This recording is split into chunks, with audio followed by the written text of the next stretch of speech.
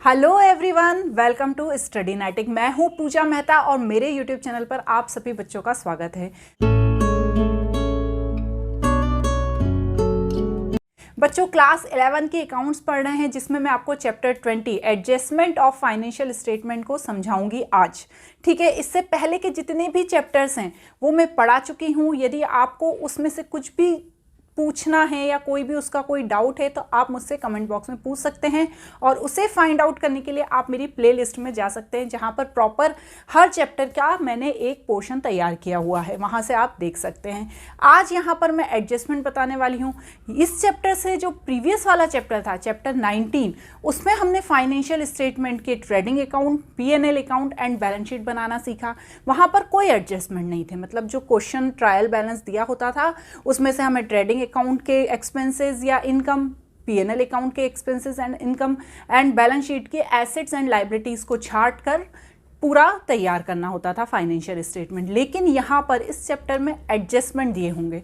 वो एडजस्टमेंट कौन कौन से होते हैं वो यहाँ पर हम समझेंगे। तो स्टार्ट करते हैं, लेकिन उससे पहले आप सभी बच्चों से रिक्वेस्ट है कि मेरे चैनल को ज़रूर सब्सक्राइब कर देना, लाइक कर देना, कमेंट कर देना।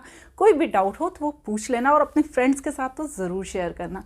चलिए तो स्टार्ट करते हैं। देखिए क्या होता है, जब भी कोई बिजनेस चलता है या स्टार्ट होता है तो उसमें बहुत सारे ट्रांजेक्शन्स होते हैं। तो उन ट्रांजेक्शन्स को हम कहाँ पे लिखते हैं? जनरल में लिखते हैं। उसके बाद उसकी लेज़र में पोस्टिंग करते हैं और उसके बाद बनाते हैं हम ट्रायल बैलेंस। ट्रायल बैलेंस के बाद जैसा कि हमने अपने प्रीवियस चैप्टर में देखा कि क्या तैयार होता है? Financial statement. फाइनेंशियल स्टेटमेंट में trading account, P&L account and balance sheet बनाया जाता है। यहाँ तक का तो मैडम हमारा सारा कॉन्सेप्ट क्लियर है ना? अब कभी कभी क्या होता है ना, जब हम जनरल एंट्रीज कर रहे होते हैं तब कुछ एंट्रीज या कुछ ट्रांजैक्शंस हमसे छूट जाते हैं, हम उन्हें लिख नहीं पाते या गलती से वो रह जाते हैं। तो ना तो उनकी जनरल एंट्री हुई होती है, ना ही उनकी लेज़र में पोस्टिंग हुई होती है, ना ही उनका ट्रायल बैलेंस होता है और ना ही उनका फाइनेंशियल स्टेटमेंट तैयार होता है। बाद में एंड में हमको पता चलता है यार कि हमने स्टार्टिंग में वो चीज़ छोड़ दी। अब हम क्या करेंगे? फिर से तो इतना सारा नहीं बना सकते ना। तो उन एडजस्टमेंट को हम कहाँ करते हैं? फाइनेंशियल स्टेटमेंट में। तो ये एडजस्टमेंट होते हैं जो ट्रायल बैलेंस के नीचे की तरफ दिए होते हैं। अभी तो आपने चैप्टर नंबर 19 में देखा कि ट्रायल बैलेंस अकेला दिया होता है, उसके नीचे कुछ भी नहीं दिया होता, ज़्यादा से ज़्यादा क्लोजिंग स्टॉक दिया होता है। लेकिन इस चैप्टर में कुछ एडजस्टमेंट दिए होंगे। तो वो एडजस्टमेंट कौन से हैं? क्वेश्चंस को स्टार्ट करने से पहले हमें उन एडजस्टमेंट को समझना ज़रूरी है। तो वो जो एडजस्टमेंट हैं वो टोटल 15 टाइप के होते हैं। ठीक है, 15 टाइप के एडजस्टमेंट होते हैं जो क्वेश्चन में आपसे पूछे जा सकते हैं। तो उन एडजस्टमेंट को हम समझ लेते हैं। देखिए यहाँ पर अभी मैंने 6 लिखे हैं, फिर उसके आगे के भी मैं आपको बताऊँगी। सबसे पहला होता है क्लोजिंग स्टॉक। क्लोजिंग स्टॉक तो हमने देखा ही है कैसे करते हैं उसका एडजस्टमेंट। क्लोजिंग स्टॉक जो होता है वो कहाँ कहाँ आता है, मैं लिखती भी जाती हूँ और आपको समझाती भी जाती हूँ। जो क्लोजिंग स्टॉक होता है वो आता है ट्रेडिंग अकाउंट के क्रेडिट साइड और बैलेंस शीट के एसेट साइड। ठीक है, यहाँ पर जो एडजस्टमेंट दिए होते हैं उनका 2 जगह इफेक्ट होता है, क्योंकि ये हमारा ड्यूअल एंट्री सिस्टम है। ठीक है ना, 2 जगह इफेक्ट होता है। जो क्लोजिंग स्टॉक बच गया है, वैसे तो अभी हमने पिछले चैप्टर में भी करा है, जो इसमें नीचे लाइन दी होती है ना कि क्लोजिंग स्टॉक दिया है, उसको हम ट्रेडिंग अकाउंट के क्रेडिट साइड लिखते हैं और फिर साथ ही साथ बैलेंस शीट के एसेट्स में भी लिखते हैं। याद आया आपको? यदि एडजस्टेड परचेज दी है, एडजस्टेड परचेज क्या होती है हमें पता ही है, जिसमें opening stock, closing stock, net purchase ये सब इंक्लूड रहती है। यदि एडजस्टेड परचेज दी है तो ट्रेडिंग अकाउंट के क्रेडिट साइड क्लोजिंग स्टॉक नहीं आता है, वो डायरेक्ट कहाँ पर आता है? बैलेंस शीट की एसेट्स में। ये हम हमारे प्रीवियस चैप्टर में समझ चुके हैं, फिर भी मैंने आपको दोबारा बता दिया। क्लोजिंग स्टॉक की 2 जगह इफेक्ट होता है, ट्रेडिंग अकाउंट के क्रेडिट साइड, बैलेंस शीट के एसेट साइड। लेकिन यदि एडजस्टेड परचेज दी होती है तो ऐसी स्थिति में ट्रेडिंग अकाउंट के क्रेडिट साइड क्लोजिंग स्टॉक नहीं आता है, सिर्फ बैलेंस शीट के एसेट साइड आता है। क्लियर? सेकंड क्या होता है? Outstanding expenses. क्या होते हैं आउटस्टैंडिंग एक्सपेंसेस? ऐसे एक्सपेंसेस जो इस साल हुए हैं लेकिन उन्हें अभी तक पेड नहीं किया गया है। हो इस साल गए हैं लेकिन उन्हें अभी तक पेड नहीं किया गया है। अब हम जानते हैं हमारा अकाउंटिंग ईयर कितने का होता है? 1 अप्रैल से 31 मार्च तक का। अब हमें जैसे रेंट चुकाना था मार्च का, ठीक है, पर हमने अभी तक चुकाया नहीं है उसे, अभी बचा है, हमें किसी को सैलरी देनी थी और अभी हमने उसे दी नहीं और हमारा अकाउंट क्लोज होने वाला है, तो उन्हें क्या कहेंगे हम, आउटस्टैंडिंग एक्सपेंसेस कहते हैं। वो सैलरी भी हो सकता है, वेजेस भी हो सकता है, रेंट भी हो सकता है, कुछ भी हो सकता है, ठीक है। तो इनका भी इफेक्ट दो जगह होता है। कौन कौन सी जगह होता है? पहला होता है P&L अकाउंट के डेबिट साइड, और क्या होता है P&L अकाउंट के डेबिट साइड। साथ ही साथ क्या होता है, जैसे सैलरी दी है, ठीक है, उसमें से हमें आउटस्टैंडिंग सैलरी को क्या करना रहता है, आउटस्टैंडिंग सैलरी को ऐड करना पड़ता है। Add outstanding salary from the expense, ठीक है। जो भी एक्सपेंस है, जैसे सैलरी है, कुछ सैलरी हमने कुछ एम्प्लॉयज़ को दे दी है, कुछ एम्प्लॉयज़ को देना बचा है, तो जिन एम्प्लॉयज़ को दे दी है तो उसका तो सैलरी अकाउंट के नाम से ट्रायल बैलेंस में दिया होगा, और जिनको देना अभी बचा है उन्हें कहाँ दिया होगा, नीचे एडजस्टमेंट में दिया होगा आउटस्टैंडिंग सैलरी के नाम से। तो हम क्या करेंगे, P&L अकाउंट के डेबिट साइड में सैलरी में आउटस्टैंडिंग सैलरी को क्या कर देंगे, ऐड कर देंगे। और दूसरा इफेक्ट कहाँ पर पड़ेगा इसका, बैलेंस शीट की लायबिलिटी तरफ। ठीक है, क्लियर हो गया, यहां तक तो कोई डाउट नहीं रहा। नेक्स्ट है प्रीपेड और expenses paid in advance. Prepaid expenses या एक्सपेंसेस पेड इन एडवांस, अब ये क्या होता है, अब जैसे कोई मेरे पास एम्प्लॉय आया और उसने बोला कि मुझे सर एडवांस सैलरी चाहिए, मुझे उसे देना थी अगले महीने लेकिन उसने मुझसे एडवांस सैलरी मांग ली, तो ऐसी स्थिति में क्या करती हूँ, मैं उसे पैसे दे देती हूँ, तो मेरा तो खर्चा हो जाता है ना, मुझे होना चाहिए था अगले महीने लेकिन वो इसी मंथ हो जाता है, तो इसे क्या कहते हैं, प्रीपेड एक्सपेंसेस या एक्सपेंसेस पेड इन एडवांस। अब इसका भी इफेक्ट क्या होता है, दो तरफ होता है, P&L अकाउंट के debit side and less from the expense, and second क्या होता है, बैलेंस शीट के एसेट साइड।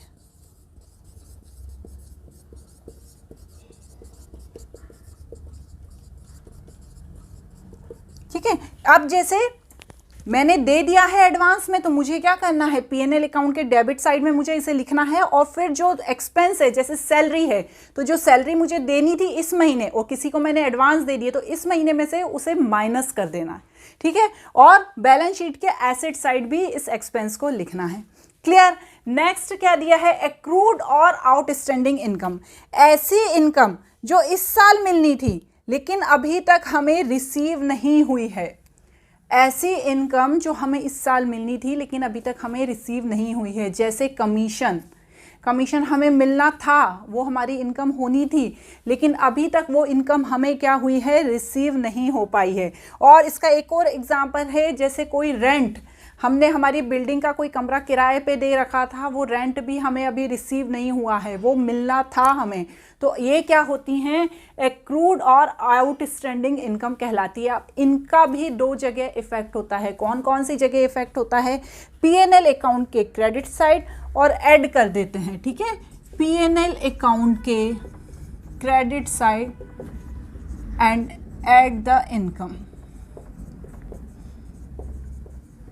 जैसे कोई रेंट दिया है, मतलब रेंट रिसीव्ड, ठीक है, और नीचे एडजस्टमेंट दिया है रेंट रिसीवेबल, 4000 का रेंट रिसीव्ड हो गया और 4000 का और रिसीवेबल है, तो टोटल हमें क्या करना है, 8000 रुपये P&L अकाउंट के क्रेडिट साइड लिख देना है, क्योंकि जितनी भी इनकम होती हैं वो कहाँ आती हैं, क्रेडिट साइड आती हैं, ठीक है। सेकंड क्या इफेक्ट होगा, बैलेंस शीट के asset side, asset side.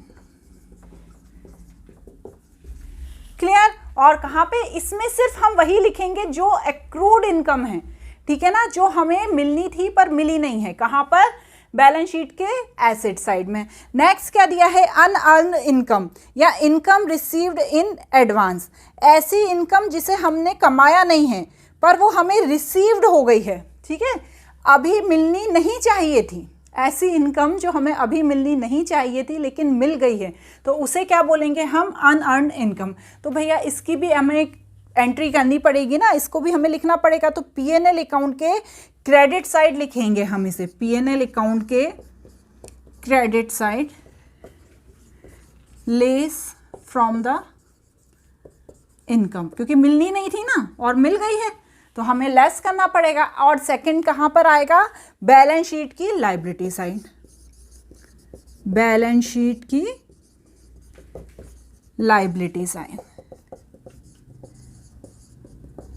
Clear हो गया ना, ये क्या हो गई, अनअर्न इनकम की बात।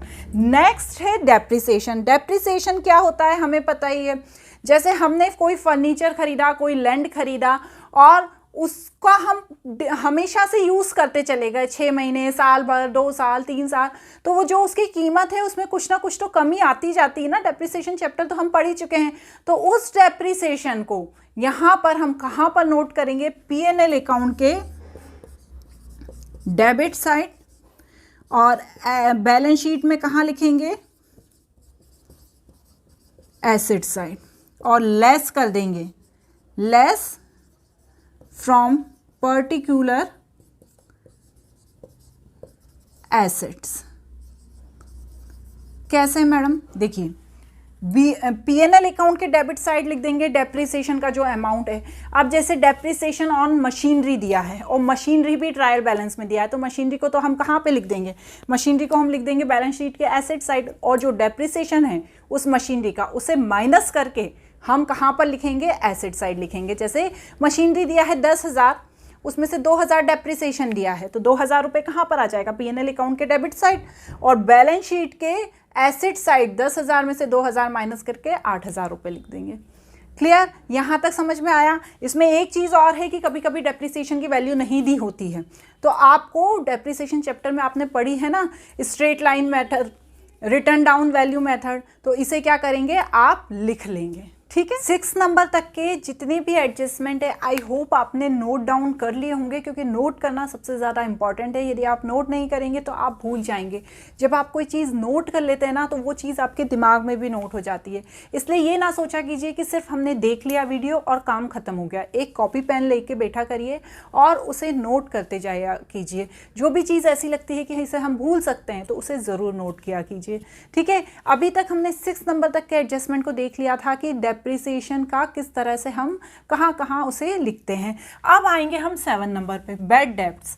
बैड डेब्ट्स का क्या मतलब होता है, ऐसा पैसा जो हमने किसी को दिया था और हमें उससे लेना था पर वो देने के सक्षम नहीं है, मतलब उसके पास पैसा है ही नहीं, उसने बोल दिया कि मेरे पास पैसा नहीं है, वो अब पैसा लौटा नहीं पाएगा, तो वो पैसा हमारे लिए क्या होता है, बैड डेब्ट्स होता है। मतलब डूबा हुआ पैसा जो हमने किसी को दिया था और उससे हमें लेना था पर उसने देने से मना कर दिया।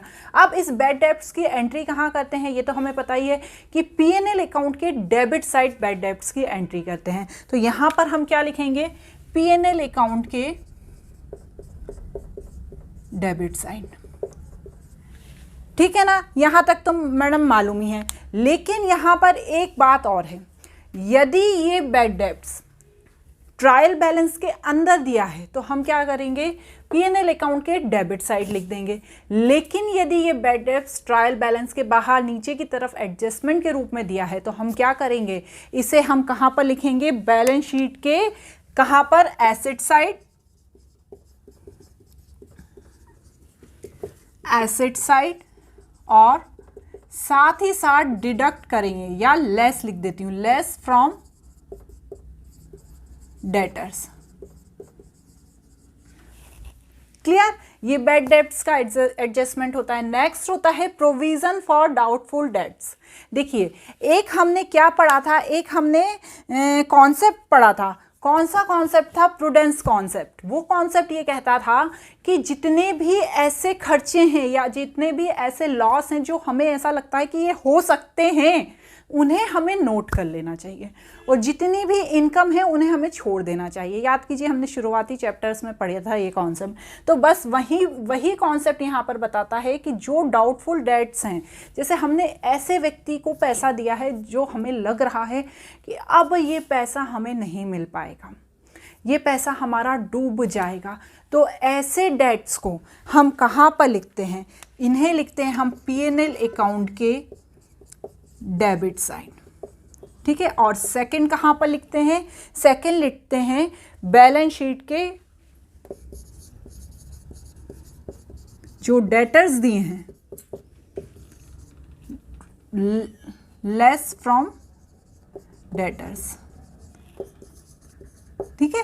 ये लेकिन कहाँ पे दिया होना चाहिए, ट्रायल बैलेंस के बाहर एडजस्टमेंट के रूप में दिया होना चाहिए। Provision for doubtful debts P&L account के डेबिट साइड, और बैलेंस शीट में जो डेटर्स लिखते हैं हम एसेट्स में, उसमें से हम क्या कर देंगे, प्रोविजन फॉर डाउटफुल डेट्स को माइनस कर देंगे।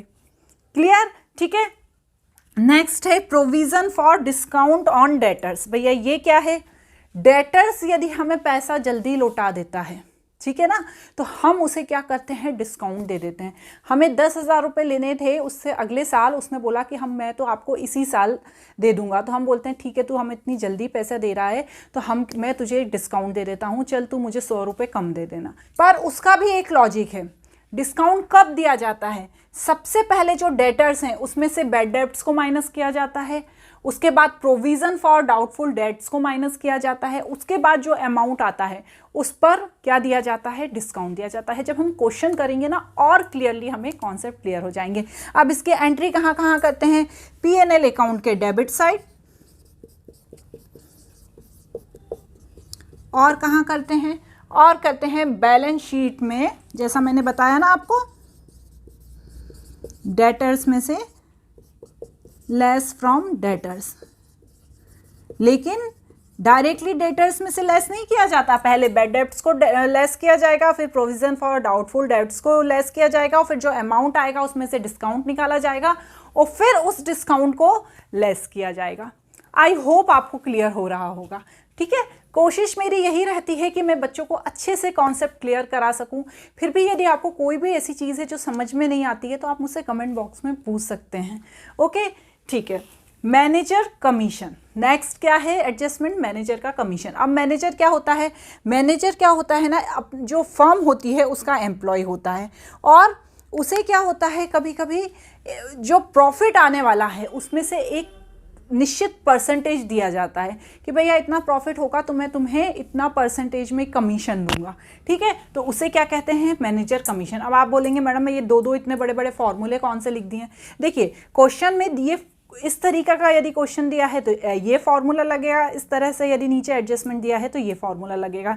जैसे manager commission payable on profit before charging a commission, तो ऐसी स्थिति में हम क्या करेंगे, net profit before charging a commission का जो अमाउंट दिया है वो उसमें परसेंट ऑफ कमीशन इनटू करके डिवाइडेड बाय 100 से कर देंगे। लेकिन यदि इस तरह से दिया है manager commission payable on profit remaining after charging commission, तो क्या करेंगे, net profit before charging commission का जो अमाउंट दिया है उसे लिखेंगे, परसेंट ऑन कमीशन को इनटू करेंगे, डिवाइड करते समय 100 प्लस परसेंट ऑन कमीशन करेंगे। तो ये दो अलग अलग फॉर्मूले हैं, आपको सिर्फ ये रिमेनिंग वर्ड को याद रखना रहेगा, जब करते जाएंगे ना तो याद होते चले जाएंगे। और इस तरह से मैनेजर के कमीशन का एडजस्टमेंट होगा। अब लेकिन इसे मैडम हम लिखेंगे कहाँ पर, ये तो आपने बताया ही नहीं, तो इसको हम लिखेंगे P&L अकाउंट के डेबिट साइड,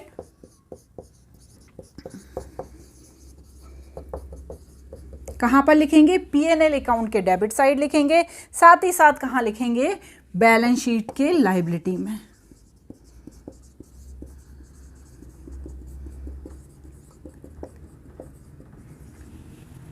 क्लियर है, बिल्कुल मैडम।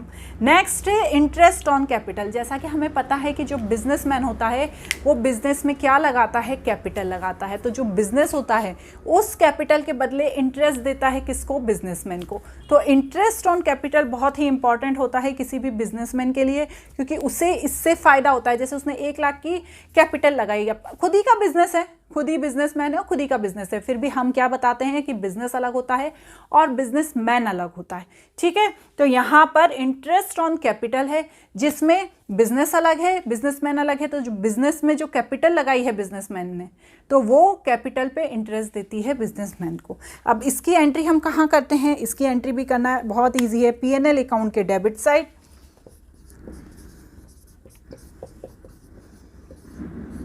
और बैलेंस शीट में liability side add in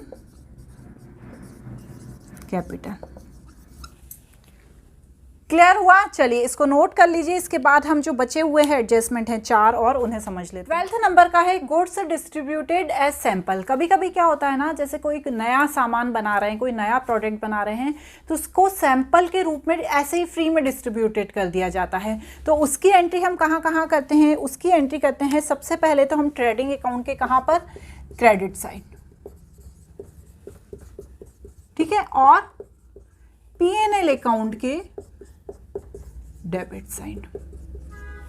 clear? इस तरह से क्या करते हैं हम? गुड्स जो सैंपल की तरह से डिस्ट्रीब्यूट किया गया है उसकी एंट्री करते हैं। या तो ट्रेडिंग अकाउंट के आप क्रेडिट साइड भी लिख सकते हो, या तो आप ये कर सकते हो कि परचेज में से माइनस कर दो। सेम ही बात होती है। यदि आप क्रेडिट साइड भी लिखोगे तो वो परचेज में से माइनस ही माना जाएगा। इसलिए आप कंफ्यूज नहीं हो जाना कि यदि किसी क्वेश्चन में मैं इसे परचेज में से माइनस कर दूं तो। ठीक है, नेक्स्ट क्या दिया है? Goods taken by proprietor for personal use. जैसा कि हम जानते हैं कि पर्सनल यूज के लिए लेना मतलब ड्रॉइंग। ठीक है, अभी हमने ड्राइंग को बहुत सी बार देखा भी है कि बैलेंस शीट में उसका किस तरह से यूज़ किया जाता है, तो यहाँ पर भी हम वही करेंगे। सबसे पहले तो क्या करेंगे? ट्रेडिंग अकाउंट के डेबिट साइड लिख देंगे। ठीक है, या तो ऐसा भी कर सकते हो, ट्रेडिंग अकाउंट के क्रेडिट साइड लिख दो, वही लिख देती हूँ मैं, ट्रेडिंग अकाउंट के क्रेडिट साइड लिख देंगे, या परचेज में से उसे माइनस भी कर सकते हैं। कंफ्यूज तो नहीं हो रहे हो ना? दोनों में एक ही बात है। यदि आप इसे ट्रेडिंग अकाउंट के क्रेडिट साइड लिखोगे तो भी करेक्ट है, यदि आप इसे परचेज में से माइनस करके लिखोगे तो भी करेक्ट ही है। ठीक है, दोनों तरीके से लिख सकते हो। और इसे सेकंड कहाँ पे लिखेंगे? इसे सेकंड लिखेंगे बैलेंस शीट की लायबिलिटी साइड।